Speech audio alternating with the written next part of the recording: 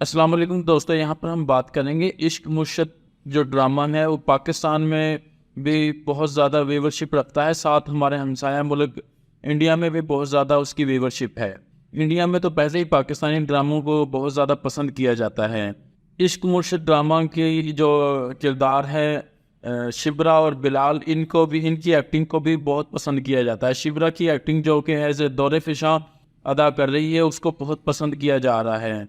यहाँ तक कि सलमान खान ने इसके बारे में बताया है कि दौरे फिशा की एक्टिंग बहुत ज़बरदस्त। सलमान खान कहते हैं कि मैंने पूरा ड्रामा तो नहीं देखा, लेकिन मैंने जितना भी ड्रामा देखा है तो मुझे बहुत शानदार एक्टिंग लगी है।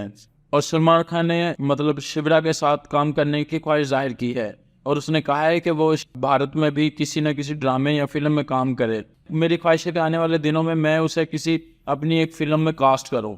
दोस्तों, अगर आपको हमारी ये वीडियो अच्छी लगी है तो हमारे चैनल को सब्सक्राइब ज़रूर करें और थैंक यू।